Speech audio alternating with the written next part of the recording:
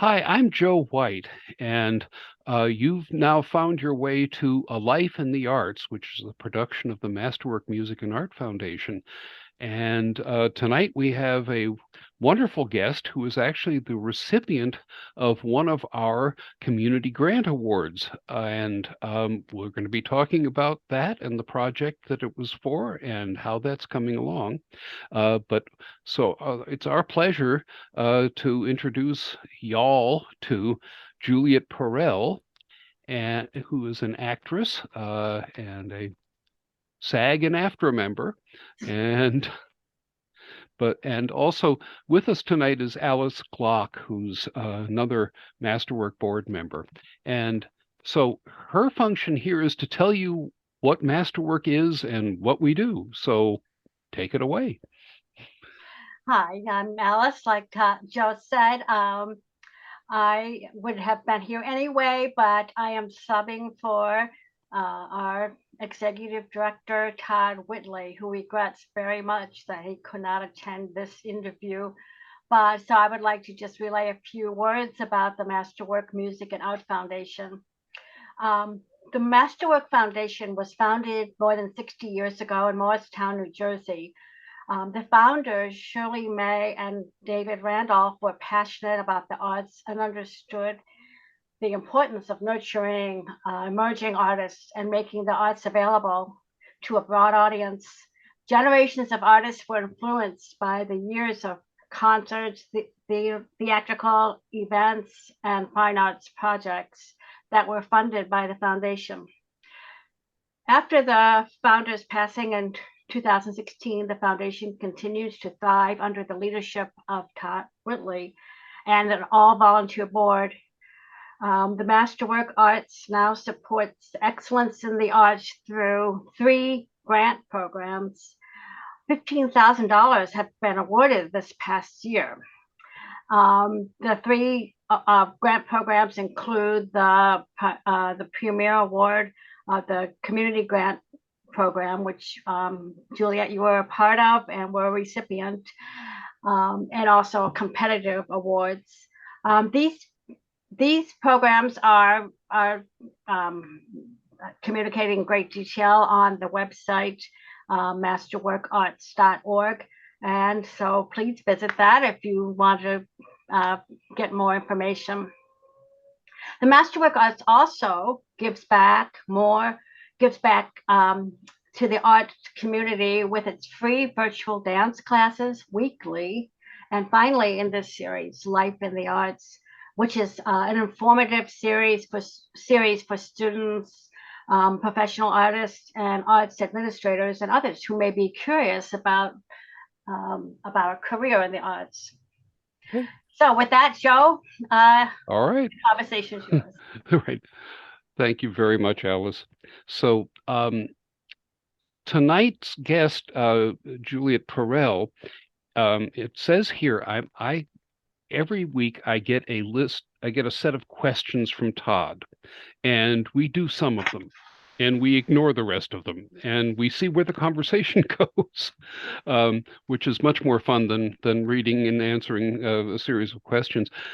It does say here that you are one half of the performing duo of Jules and Dee, which Mhm. is that was your project that was the recipient of the community grant. First of all, who's Dee?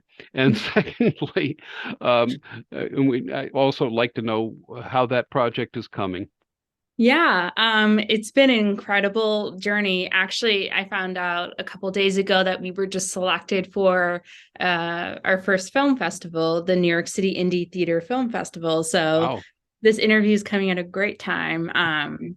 I'll get more to that later, but Dee is played by one of my very best friends. Her name is actually Delia Bannon. She was named loosely after Cordelia and me after Juliet. So it's kind of kismet in that way.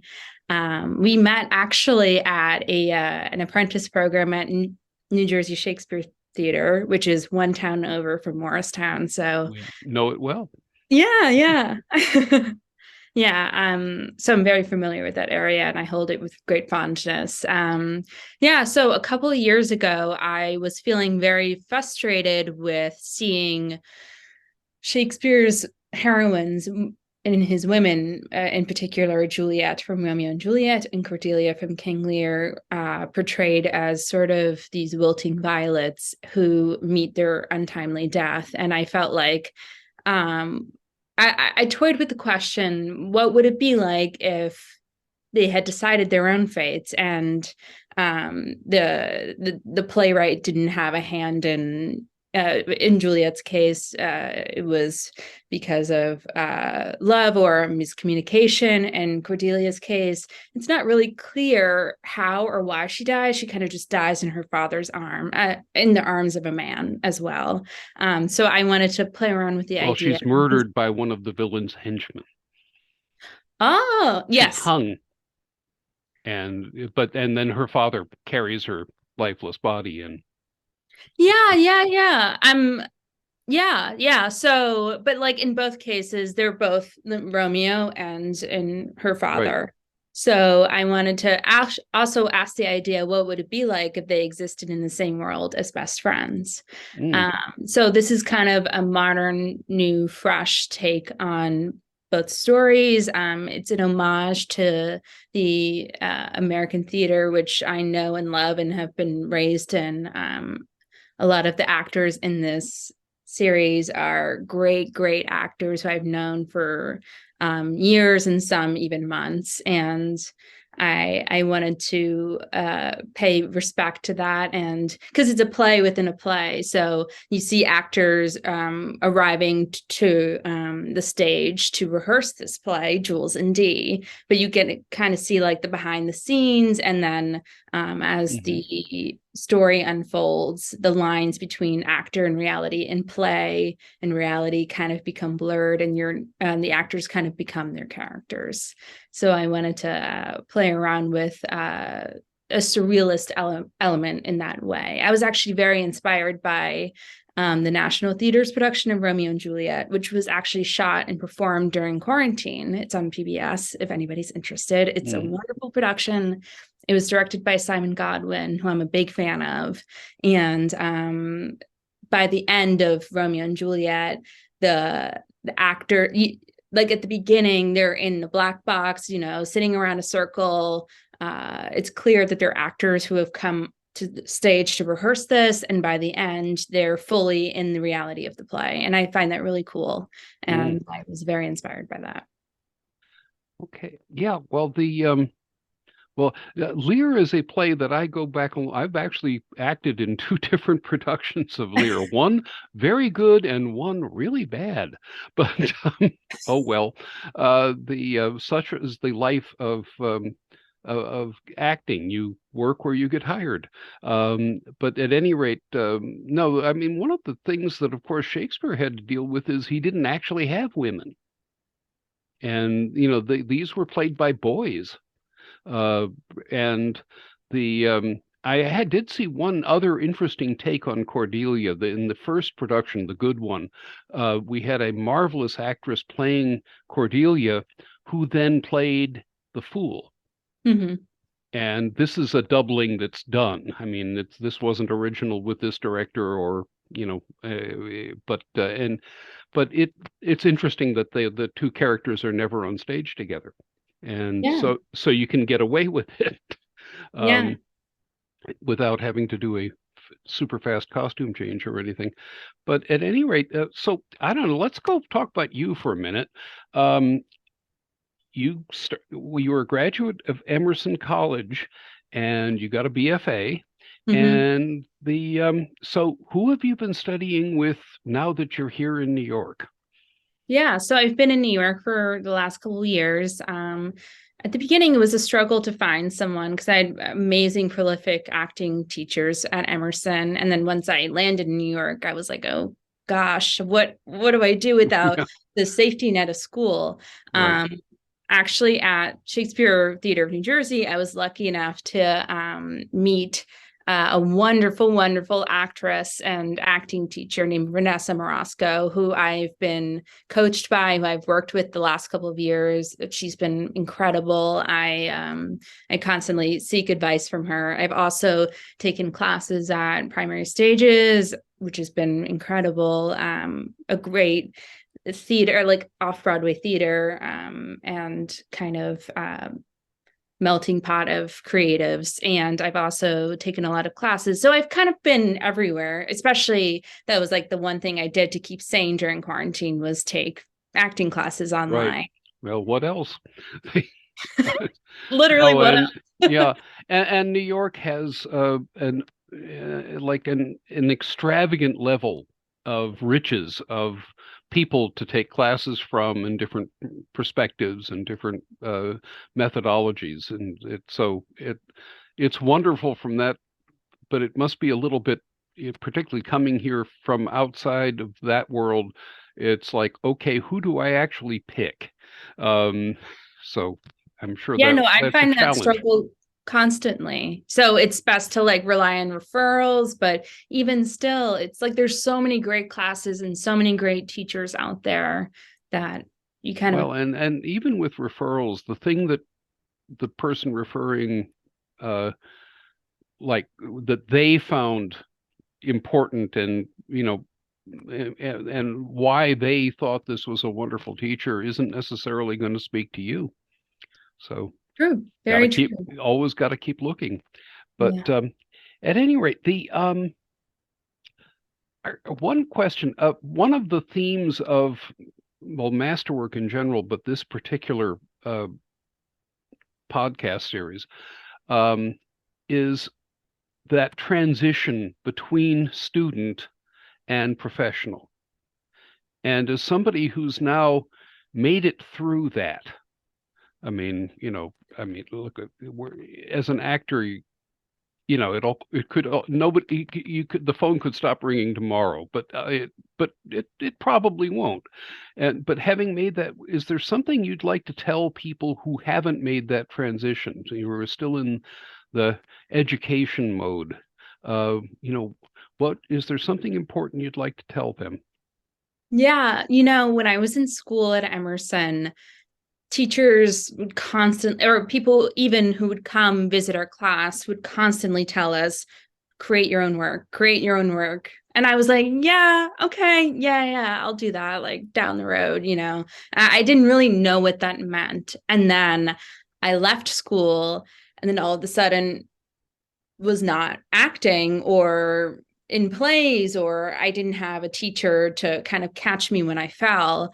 And then I found the apprenticeship, and I got some acting work along the way. And then I was like on an upward, like an upward climb towards becoming an established person in New York. And then the pandemic happened, and then that all kind of fell. Oh And yeah, then well, it all everything. goes away. Yeah.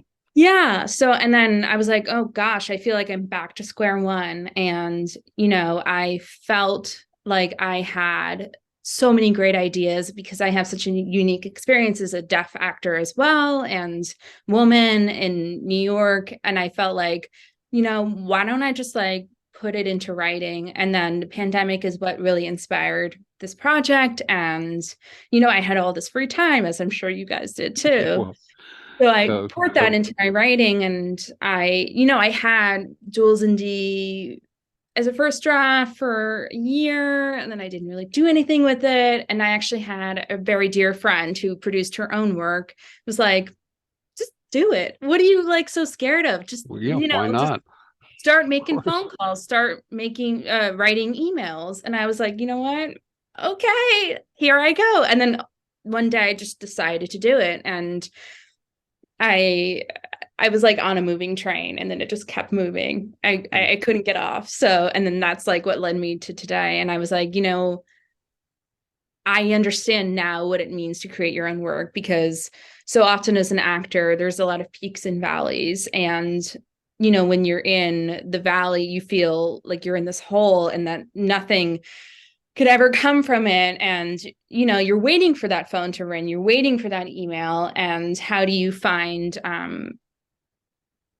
the art within yourself, or like, how do you find joy in the art that you create and you do when you're not being asked to do it? You create it yourself. And that doesn't need to come from some amazing idea. It can just start with something small. Like in this case, it was like, what would it be like if these two women were friends? And that's where it started. And that's where it took off. And I'm so proud of what has been achieved. I mean, obviously not just from me, but from my peers and the crew and you guys for allowing me to have the opportunity to do this. It's been incredible, and I'm so happy. And I feel like I've learned so much, even though the pandemic was such a horrible time for so many of us. I feel like something kind of cool has come out of it creatively. Yeah. Well, there's something that distinguishes you from most of the other acting crowd, which is that you were diagnosed at an early age with major hearing loss, and that you've now you have a binaural cochlear implant, and you have a very long, what is it, Gianaural cochlear implant, which I'm not sure I know what that means, but that's okay. I will say, first of all, that if you hadn't told me that, I wouldn't have known, and that's fine. But on the other hand, has that? Do you want to let us know about what that is and how this form of assistance has worked for you? Yeah, of course. It's a major part of who I am, and I love talking about it and telling people about it because I feel like it's a part of deafness that doesn't get represented in the media a lot. So I was diagnosed at a very young age with a progressive hearing loss, which meant I was born with a tiny bit of hearing, but not a lot. No one in my family is deaf. Everyone is hearing. So there was never an issue there was never thought to be an issue because I was a happy baby. It didn't seem like I was missing anything. And then by the time I was 11 months old, my parents started to notice some warning signs of, oh, she's not turning immediately when her name's being called, stuff, or loud sounds, stuff like that. So they took me to be examined by a doctor. And actually the first doctor dismissed it because he was like, she's a happy baby. And so many doctors assume just because you're a quote unquote happy babbling baby that there's nothing wrong. But my mom, of course, acted on her intuition and was like, no, I think there is something wrong. So they took me to an audiologist and a speech pathologist who diagnosed me with hearing loss. So I had hearing aids up until I was 5, and my speech pathologist said, oh, her hearing is dwindling so drastically to a point that we need to start looking at the cochlear implant, which is, I like to call them my bionic ears. So everybody has hair cells that dot along the cochlea that is just above the ear. And it's dotted with hair cells that move every time sound enters your ear. Mine were dormant or dead. So they replaced those hair cells with electronic ones. And that's what stimulates the nerve whenever sound enters. So I had my first cochlear implant implanted when I was 6 years old. It was a very invasive surgery. I developed some vertigo afterwards. I mean, it was very successful. It was awesome, but I was a little bit traumatized from that. Especially as a kid, like the room spinning, you're like, and then so I didn't get my second one implanted until I was 17 because I was so scarred by the first experience, which is silly, but you have not at all.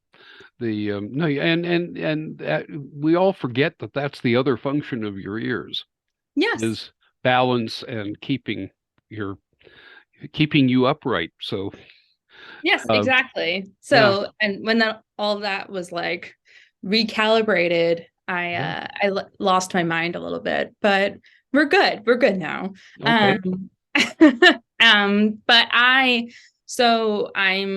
binaural and I'm an oral speaker, so I don't sign. So because I was implanted at such a young age and I always had an input of auditory sounds, I never missed out. And I had incredible speech therapy from the time I was 11 months. So I was always working on my speech and my hearing. And I just took to language like a duck to water. And I was mainstream from a very early age. And so often people mistake me for hearing. It's interesting because I live in this paradox of hearing and also not hearing. I put the implants on, I'm hearing. I take them off, I'm not hearing. So I'm kind of floating in limbo between these two worlds.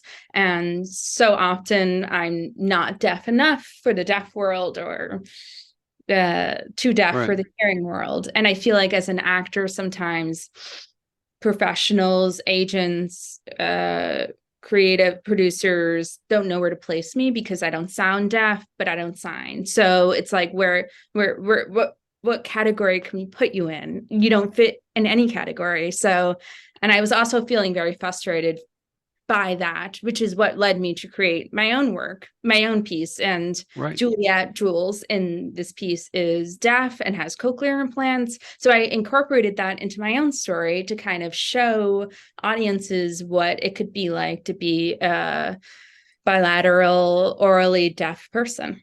And having overcome it. Yes, exactly. So, all right. Well, the thing we have some reels that you have on your website, and so you told me which one to try to play, and I'm going to see if we can get the Zoom gods to smile upon us and let this work. So hold on. And we need to share sound, and we need to optimize for the video clip, and I think that one. So here. And I'm hoping you can see something, and I'm going to start it. I've got an awesome job. I live in a sweet apartment, which I pay for without the help of mom and dad. And I have a state-of-the-art phone. OMG, look what I just found. I cannot stop laughing. And I have amazing friends who never let me forget where I came from. I am totes winning at life. Good to see you, Isabella. Huh? Come here.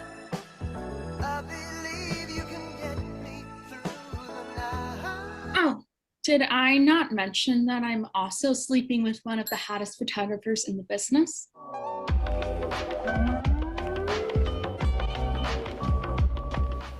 Did you see this? Are you on TikTok? Did you see this TikTok about they're artificially inseminating a rhino? No. Isn't that weird? Yeah. Where do they get the rhino sperm? It's legit exactly what I was just thinking. That's like sad. Cool, but like sad. All the other rhinos probably think she's a slut. She's gotta be so confused. I mean, rhinos can't just jog over to CVS and buy a value pack of pregnancy tests, you know? Yeah. Sorry. Why haven't you gotten the chip? I'm not really very romantic. Oh, I've noticed. So, why do you work for Cupid? Short answer, they offered me a job out of college with benefits and everything, so. So why do you stay?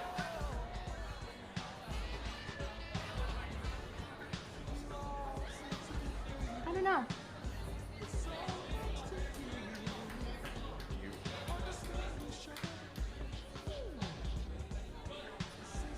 Well, that's the end of it, I guess. I should go find my friend.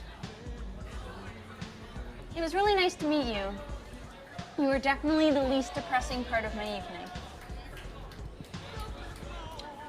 That was almost a compliment. Almost. Amanda, wait. Do you ever feel like something is missing? Amanda!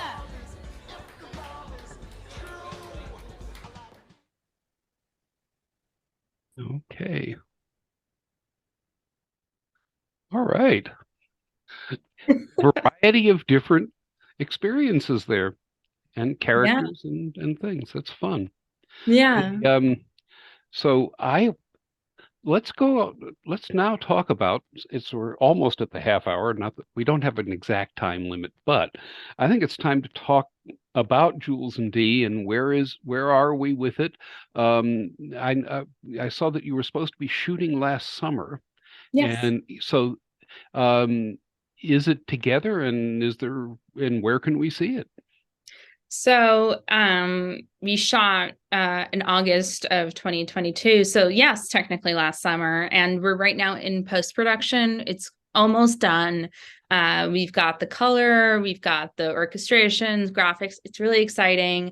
I'm hoping to aim to have it done by January. And as I mentioned earlier, we recently found out we got into the New York City Indie Theater Film Festival. So that will be premiering in February of 2023, and it'll also be available online as well, which will be very exciting, and I can't wait to show the world.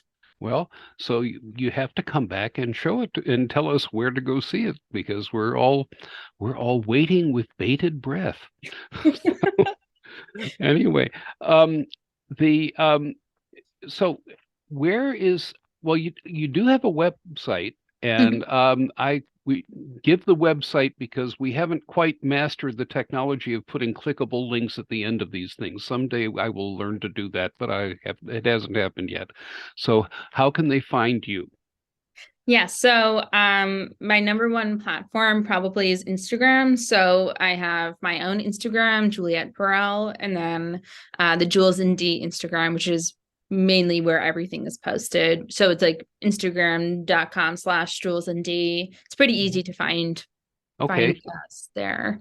All right. And so this has been a real pleasure. One of the things that's really nice is to be at this point in Masterworks' life. I mean, I've been around this organization since the oh, good grief, since the early 60s. So it's a long time. But at any rate, one of the real pleasures of this is to be able to help with grants to help people get stuff done and on film and on the boards. And so this is really wonderful. And I really look forward to seeing this work. It sounds really exciting. So that's pretty much, that'll be us for this evening. And thank you very much for your time and for sharing. And we're all excited to see what you've got coming. Thank you so much for having me and for giving me this opportunity. It's been incredible. Our pleasure. Thank you.